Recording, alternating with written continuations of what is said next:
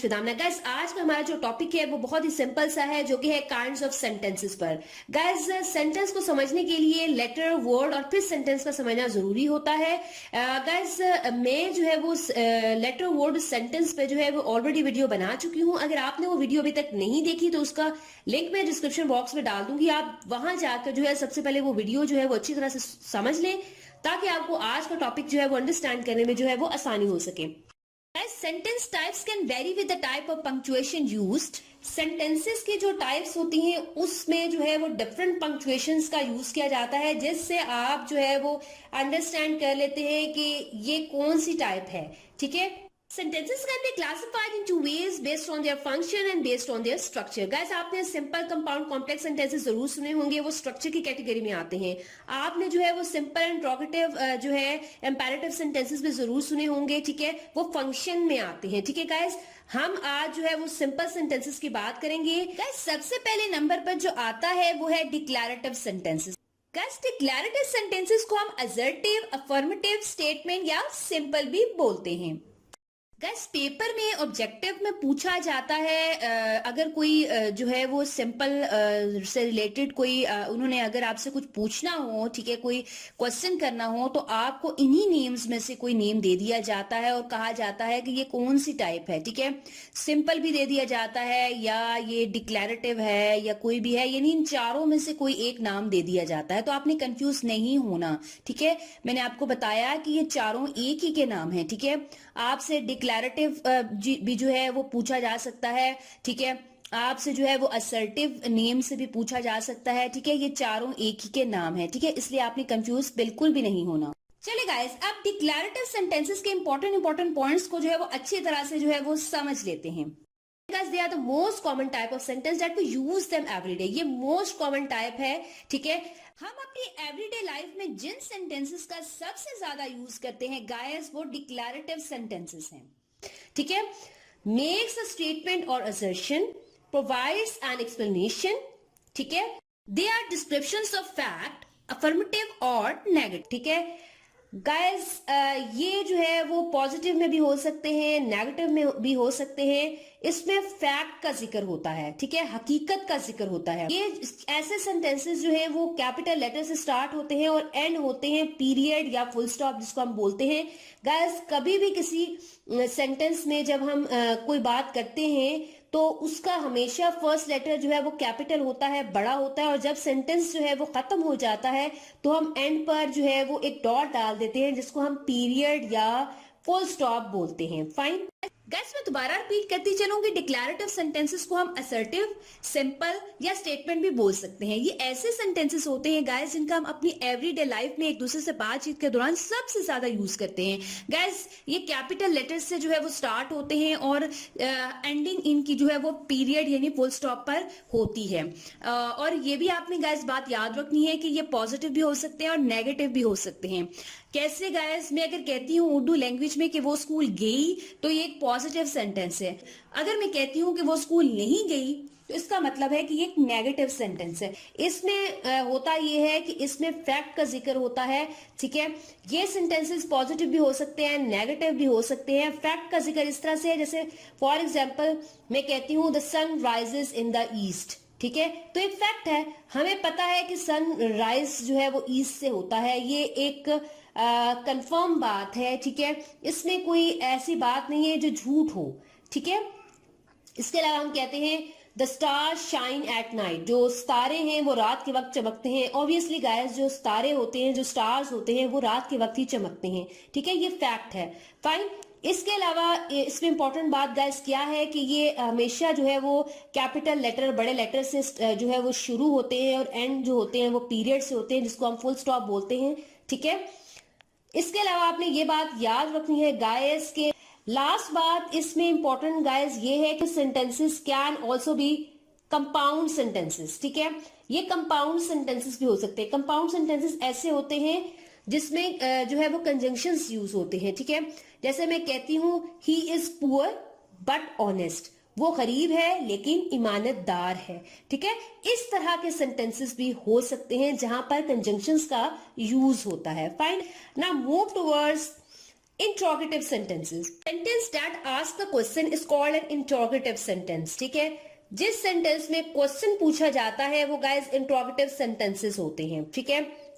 Guys they can be positive और negative, ये भी पॉजिटिव और नेगेटिव हो सकते हैं, ठीक है। एग्जाम्पल्स आपके साथ शेयर करती हूँ। Who is responsible for our loss, ठीक है, देन क्वेश्चन मार्क है। इस सेंटेंस की निशानी ये है कि इसमें गाइस जो है वो क्वेश्चन पूछा जाता है और एंड में जो है वो एक साइन होता है, ठीक है। आप अपने स्क्रीन पर भी देख सकते हैं। इस साइन की वजह से हम इसको इंट्रोगेटिव सेंटेंसेस की कैटेगरी में डाल देते हैं, ठीक है। नेक्स्ट है what are you doing these days. Third, where do you live. Mouse can't swim right. Guys आप देख सकते हैं कि जो लास्ट एग्जाम्पल है उसमें किस तरह से जिक्र किया गया, माउस कांट स्विम, यानी माउस जो है वो स्विमिंग नहीं कर सकते, तैर नहीं सकते, राइट। क्या मैं सही कह रही हूं? इस तरह के सेंटेंसेस भी जो है वो इंट्रोगेटिव सेंटेंसेस की कैटेगरी में आते हैं। जरूरी नहीं कि मैं आपसे कहूं what is your date of birth, where do you live, ऐसे नहीं। ऐसे भी सेंटेंसेस होती है कि आपने जो है वो कंफर्म करना होता है कि जो बात आप कह रहे हैं क्या वाकई है, जो मैंने आपके साथ लास्ट एग्जांपल गाइस शेयर की। फाइन गाइस, नेक्स्ट टाइप हमारे पास जो सेंटेंसेस की है वो है एक्सक्लेमेटरी सेंटेंसेस। गाइस ये ऐसे सेंटेंसेस होते हैं जिसमें आप जो है अपने फीलिंग्स का इजहार करते हैं। आपने जब खुशी या गमी का इजहार करना हो, अपने गुस्से का इजहार करना हो, इमोशंस का इजहार करना हो, जब आप एक्साइटेड होते हैं तो आप जो है वो एक्सक्लेमेटरी सेंटेंसेस का यूज करते हैं। गाइस आपको कैसे पता चलता है कि ये एक्सक्लेमेटरी सेंटेंसेस हैं? गाइस आपने जो है जब सेंटेंस फिनिश होता है तो एंड पर जो है वो एक साइन होता है जिसको एक्सक्लेमेशन मार्क बोला जाता है। उस साइन से आप जो है वो गेस कर लेते हैं कि ये एक्सक्लेमेटरी सेंटेंस है। फाइन, एग्जांपल्स देख लेते हैं जिससे एक्सक्लेमेटरी सेंटेंसेस अच्छी तरह से क्लियर हो जाएंगे आपको। How cold the night is, ठीक है। What a shame, how stronger the boxer is, how tragic has her life been. Guys ये सारे सेंटेंसेस जो है वो एक्सक्लेमेटरी सेंटेंसेस में आते हैं, ठीक है। इसके एंड पर आप देखेंगे एक्सक्लेमेशन मार्क दिया हुआ है जिससे आपने जो है वो अंदाजा लगा लिया कि ये एक्सक्लेमेटरी सेंटेंसेस हैं, ठीक है। फाइन, इसमें जो है वो इमोशंस, आपकी फीलिंग्स वगैरह जो है मौजूद होती हैं।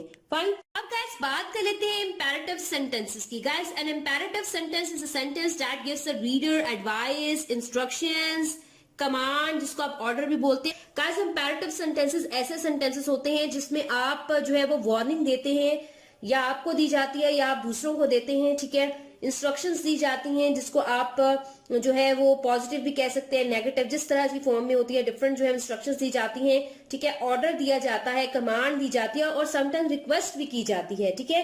पोलाइटली वे में रिक्वेस्ट भी की जाती है। ये सारी चीजें जो है वो इंपेरेटिव सेंटेंसेस की कैटेगरी में आती हैं, ठीक है। गाइस आपने इंपेरेटिव सेंटेंसेस में एक बात याद रखनी है इंपॉर्टेंट, कि इंपेरेटिव सेंटेंसेस में जो है वो जनरली सब्जेक्ट नहीं होता, ठीक है।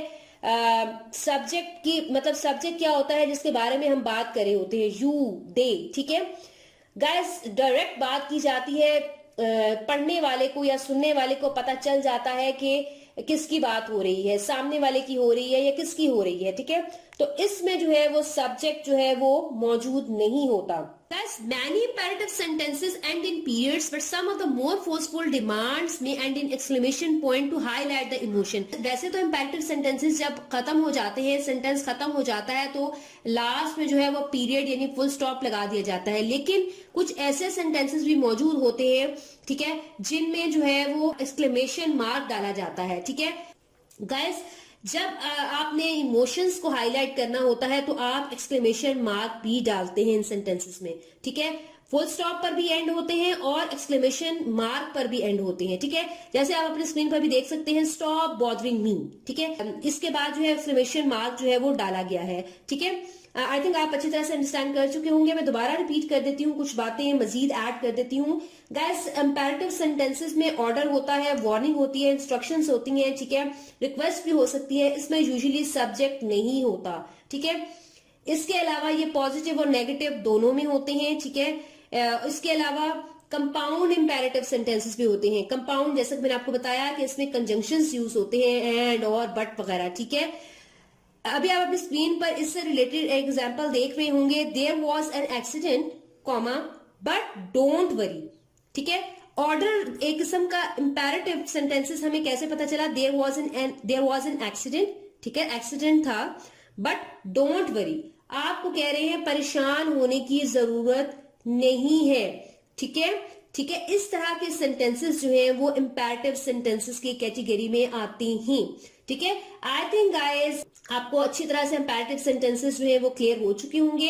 इसके अलावा कुछ और सेंटेंसेस भी आपके साथ शेयर कर लेती हूँ, जो कि आप अपनी स्क्रीन पर भी देख सकते हैं। बी क्वाइट, खामोश हो जाओ। ठीक है, please park my car beside the bike.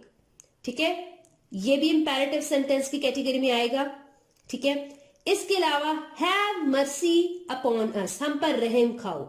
ठीक है, ये सारे सेंटेंसेस जो मैंने आपके साथ अभी शेयर किए, ये इंपैरेटिव सेंटेंसेस की कैटेगरी में आते हैं। फाइन, आई थिंक गाइस आपको आज का लेक्चर जो है वो इंटरेस्टिंग लगा होगा, इंफॉर्मेटिव लगा होगा, कुछ ना कुछ जो है वो न्यूज सीखने को मिला होगा। वीडियो अच्छी लगे तो प्लीज लाइक जरूर कीजिएगा, और अगर चैनल पर न्यू है, फर्स्ट टाइम जो है वो विजिट करें, तो प्लीज सब्सक्राइब करना तो बिल्कुल नहीं भूलना।